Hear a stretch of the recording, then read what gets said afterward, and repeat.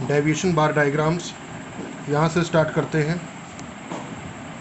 इसका मतलब क्या है, देखिए डेविएशन बार डायग्राम में आप और बाकी डायग्राम्स के कंपैरिजन में इसमें डिफरेंस ये है कि इसमें केवल आप नेट चेंज को रिप्रेजेंट करते हो। इसमें केवल आप नेट चेंज को रिप्रेजेंट करते हो, चाहे नेट प्रॉफिट के चेंज को रिप्रेजेंट करो, चाहे नेट लॉस को आप शो करो, चाहे नेट एक्सपोर्ट्स को आप शो करो। इसमें ये दिखाना है, यानी पूरे के पूरे डेटा को नहीं दिखाना है। इसमें डेफिनेशन भी लिखी हुई है, deviation bars are used for representing net changes in data like net profit, net loss, net exports, net imports etcetera. ठीक है, only changes are represented and not the original data. Only changes are represented and not the original data. उसके बाद फिर अगला है, these diagrams can have both positive and negative values. हाँ, अब यहाँ पर क्या है, हो सकता है प्रॉफिट, नेट प्रॉफिट अगर पॉजिटिव आए तो वो तो अच्छी बात है, और नेट प्रॉफिट नेगेटिव भी तो आ सकता है। कहने का मतलब ये है, ज़रूरी नहीं है बिजनेस में हमेशा हमको प्रॉफिट ही हो, लॉस भी हो सकता है। तो उसको फिर इसमें क्या है कि डेटा जो है हमारा, जो भी हम ग्राफ बनाएंगे, जो भी हम कर्व बनाएंगे, जो भी हम डायग्राम बनाएंगे, वो एक्स एक्सिस के ऊपर भी बन सकता है और एक्स एक्सिस के नीचे भी बन सकता है। ठीक है, ये आपके समझ में आ गया होगा। पॉजिटिव वैल्यूज और shown above the x axis, आपको समझ में आ गया। एक्स एक्सिस को बेस लाइन भी बोलेंगे हम। पॉजिटिव वैल्यूज़ को जो है एक्स एक्सिस के ऊपर बनाएंगे और नेगेटिव वैल्यूज़ को एक्स एक्सिस के नीचे बनाएंगे। ठीक है, ये आपके समझ में आ गया होगा। फिर उसके बाद फिर हम आगे बढ़ते हैं। Represent the following data relating, ये क्वेश्चन है, represent the following data relating to net,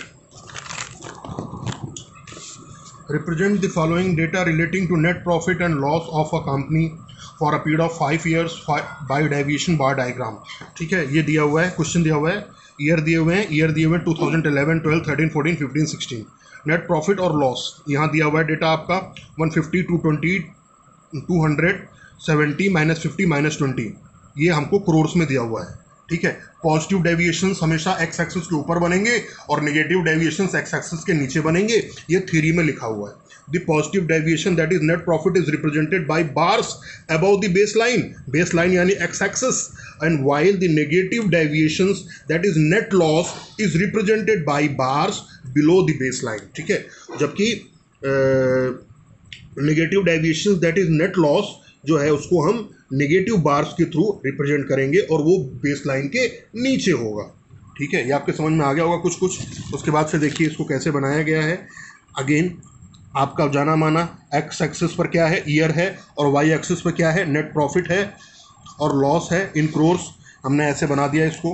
उसके बाद आपको दिखाई पड़ रहा है जो डेटा क्वेश्चन में दिया था बिल्कुल वही हमने ड्रॉ कर दिया, दैट्स इट। जितनी नेट प्रॉफिट जहाँ पर पॉजिटिव था वो सब का सब किधर बना है, उसके बार्स किधर बने हैं, एक्स एक्सिस के ऊपर बने हैं। और जहाँ पर हमारा डेटा नेगेटिव है, जैसे 2015 में और 16 में -50 और -20 है, तो उसको देखिए मैंने क्या बनाया है, एक्स एक्सिस के नीचे बनाया है। क्यों? क्योंकि ये नेगेटिव में था। और यही हो गया हमारा डेविएशन बार डायग्राम। ठीक है, तो ये आपके समझ में आ गया होगा आई होप। उसके बाद फिर हम आगे बढ़ते हैं और ये बेहद इंपॉर्टेंट है और इसको हम बोलते हैं पाई चार्ट या पाई डायग्राम। बहुत इंपॉर्टेंट है, आने वाले टाइम में आप कहीं भी एग्ज़ाम वगैरह में, किसी भी कॉम्पिटिटिव एग्ज़ाम में भी ये बहुत ज़्यादा पूछा जाता है, इसकी वैल्यू बहुत ज़्यादा है। बीकॉम में भी आपको मिलेगा और 11th में तो जो है इम्पॉर्टेंट सो है ही। ठीक है, अब ये है क्या, इसके बारे में जान लेते हैं। देखिए, जैसे हम लोग बार सब डिवाइडेड बार डायग्राम में क्या होता है, टोटल मैग्नीट्यूड को उसके प्रोपोर्शन के हिसाब से, टोटल मैग्नीट्यूड को उसके हिस्से के हिसाब से बार्स में डिवाइड करते हैं। उसी तरीके से पाई चार्ट में या पाई डायग्राम में हम टोटल मैग्नीट्यूड को उसके प्रोपोर्शनेट के अकॉर्डिंग, उसके हिस्से के अकॉर्डिंग हम सर्किल में डिवाइड करते हैं।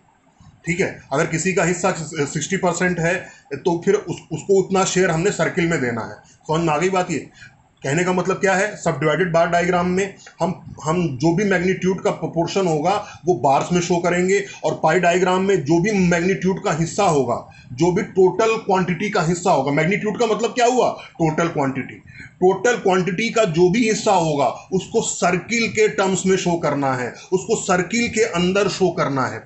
ठीक है, ये आपको कुछ समझ में आ गया होगा आई होप। ठीक है। उसके बाद फिर ये देखिए मैंने यहाँ डेफिनेशन वगैरह भी कुछ लिख रखी है आपके समझाने के पर्पज से। सिमिलर टू सब divided bar diagram, a circle can also be partitioned into sections to show proportions of various components. Such a diagram is known as pie diagram.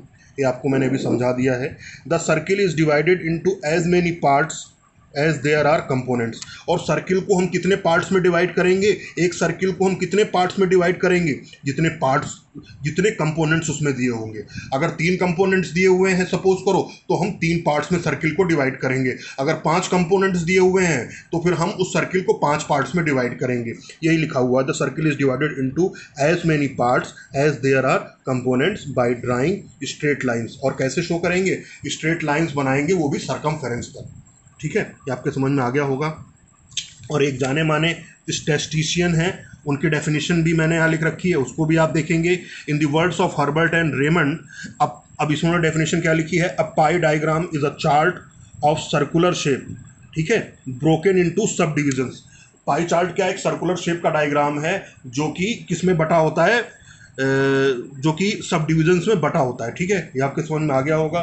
The size of sections indicates, और जो size होते हैं वो क्या indicate करते हैं, जो भी सेक्शन के साइज होते हैं वो क्या इंडिकेट करते हैं, वो कंपोनेंट के पार्ट्स को शो करते हैं।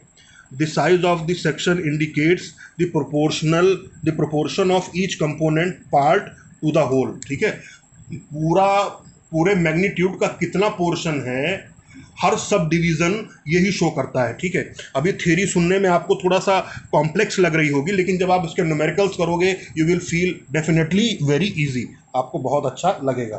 ठीक है, उसको दूसरी चीज़ ये है, और डिफरेंट सेक्टर्स को जो है हम अलग अलग शेड्स, अलग अलग कलर से रिप्रेजेंट करते हैं ताकि देखने में थोड़ा सा अट्रैक्टिव लगे। ठीक है, उसके बाद फिर है pie diagram is also known as angular circle diagram. इसको हम एंगुलर सर्कल डायग्राम भी बोलते हैं। ठीक है, ये आपके समझ में आ गया होगा, इसको हम एंगुलर सर्कल डायग्राम भी बोलते हैं। उसके बाद फिर steps to draw pie diagram. ठीक है, इसमें क्या है, कंस्ट्रक्ट सर्किल, सबसे पहले एक सर्किल ड्रॉ करेंगे। ठीक है, कंपास की हेल्प से कन्वर्ट द वैल्यूज़ ऑफ, उसके बाद क्या करेंगे, जो भी वैल्यूज़ हमें प्रॉब्लम में दी हुई है, अगर वो परसेंटेज टर्म्स में नहीं दी हुई है तो उसको हम परसेंटेज टर्म्स में कन्वर्ट करेंगे, पहला काम।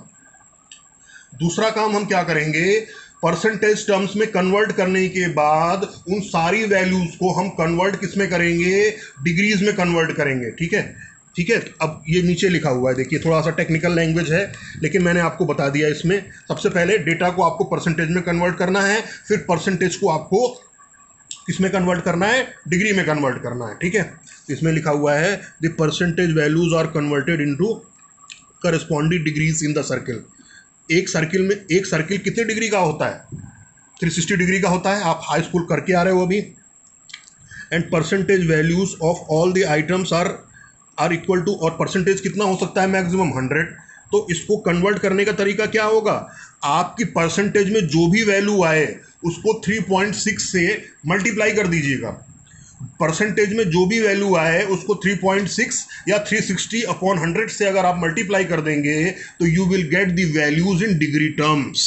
ठीक है, तो ये आपके समझ में आ गया होगा, इसमें साफ लिखा हुआ है। उसके बाद क्या करना है, आपको क्या करना है, एक रेडियस, सर्किल के अंदर एक रेडियस खींचना है और उस रेडियस को बेस लाइन मानते हुए, देखिए यहाँ पे लिखा हुआ है take a radius preferably horizontally as base line to draw the angles. ठीक है, रिप्रेजेंटेड बाय फर्स्ट कंपोनेंट।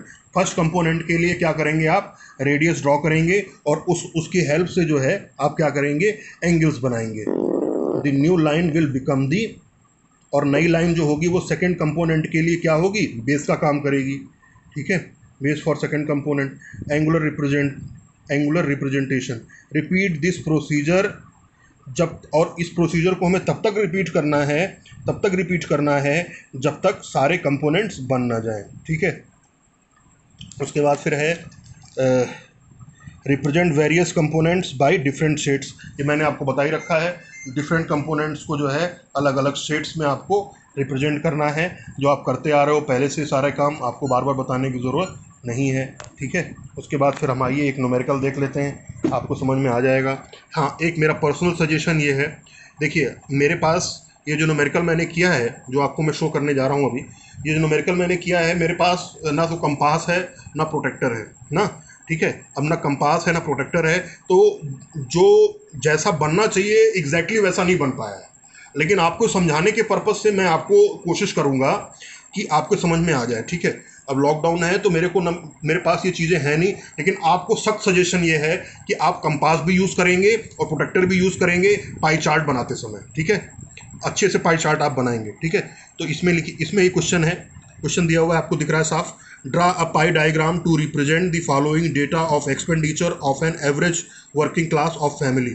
एक फैमिली है जिसका जो है एवरेज खर्चा दिया हुआ है, आइटम्स ऑफ एक्सपेंडिचर दिए हुए हैं, फूड, उस किस पे खर्चा कर रहा है, फूड पर, क्लॉथिंग पर, हाउसिंग पर, फ्यूल पर और मिसलेनियस पर, और परसेंटेज ऑफ टोटल एक्सपेंडिचर दिया हुआ है 60, 15, 10, 12, 3।